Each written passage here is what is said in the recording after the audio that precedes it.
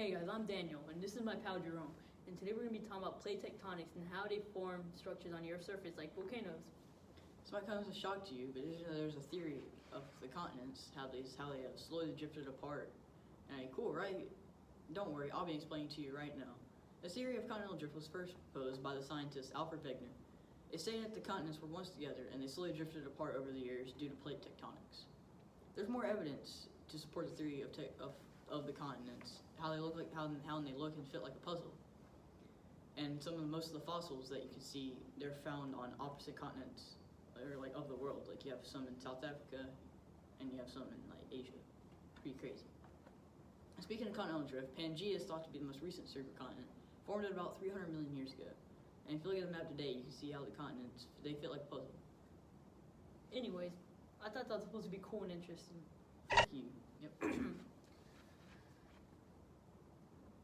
Anyways, let's get on to some more interesting stuff. But the fact that rocks can bend, pretty crazy, right? Considering how rock hard they are, they can still bend and move around and change their physical form. There's so many ways, I don't even know where to start. How about you start at the beginning, fool? Someone woke up on the wrong side of the bed. Anyways, let's start with compression, which happens in convergent boundaries when rocks are squeezed together. Then tension, which is the opposite, which happens when rocks are pulled apart, which happens at divergent boundaries. Oh wait, wow, don't forget about shearing, bro. Why don't you tell them about it? Oh, okay. So shearing is like when two forces, they move side by side in like different directions. This type of stress is also like the most common around like plate boundaries. Good job, Jerome. But why don't you keep going? Sure. Anticlines and synclines. They are folds in rocks that are caused by compressional stress. Anticlines fold upwards, leaving an A shape, while synclines fold downwards, being the opposite of anticlines. And then there's faults, in which crack on the Earth's surface, and there's movement if enough stress builds up, and it could lead to earthquakes. That doesn't sound good. I'm not finished.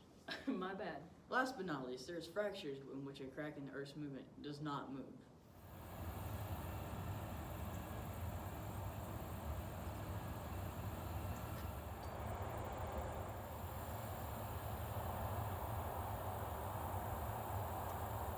I hope you liked the Pop-Tart demo, and I really hope it helped you get a better understanding of what happens. But now it's time to move on. Let's get on to earthquakes. Earthquakes occur when two plates quickly slide past each other, releasing stress and friction. They usually cause shaking and small aftershocks. So what are the parts of an earthquake? The earthquakes consist of the focus, which is a point under the Earth's surface where the initial disturbance occurs. Then there's the epicenter, which is a point directly above the focus on the Earth's surface. And then the plates count as a part moving around the Earth's surface, which are the ones that actually cause the earthquakes when they collide and release stress and friction. Now, why don't you tell them about the waves, Jerome? I can try. There are three types of waves you have. You have primary waves or P waves, you have secondary waves or S waves, and you have surface waves. I'll start with P waves, since they are the fastest when we get 3 miles per second.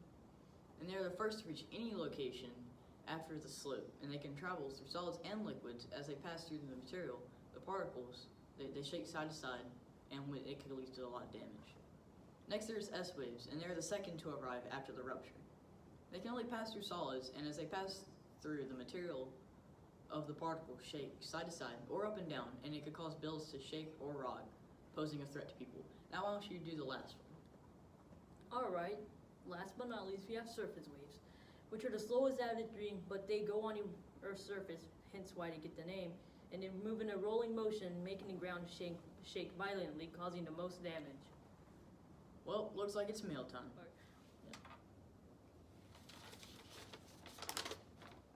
Alright, well, this is a letter from Joe. He asks us, since the plates are always moving, can we feel them?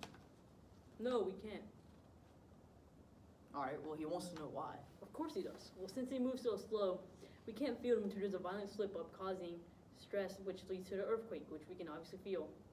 Well, he also wants to know. Let's talk about some mountains now. Where to start? I think I'll go with folded mountains. These can form when two tectonic plates are pushed together until they fold onto each other, and they're usually being formed on the continental crust. Next is fault block mountains. Forming a large amount of underground pressure forces a larger mass of rock to break off, usually occurring on fault lines. Then there is dome mountains. No, I want to do this one. Alright, Jerome. Alright, dome mountains form when magma rises and pushes through the plates instead of forming volcanoes. The magma cools and becomes the mountain's core.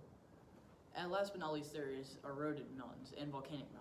Eroded mountains form when the plateau is pushed over the sea level and erosion makes it into a mountain. Volcanic mountains form when the magma erupts onto the Earth's surface and cools. We should talk about volcanoes now. Bro, that's hot. Of course you would make a joke like that. So, volcanoes are opening Earth's surface where pressure can build up and eventually erupt, and that's exactly how they're formed. There are a few types of lava, like basaltic, felsic, and andesitic, and usually the thicker the lava, the more explosive the eruption.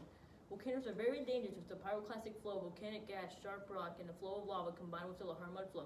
They can cause some real damage, and there's really no way to prevent them. That's scary, but I'll talk about the type of volcanoes and eruptions.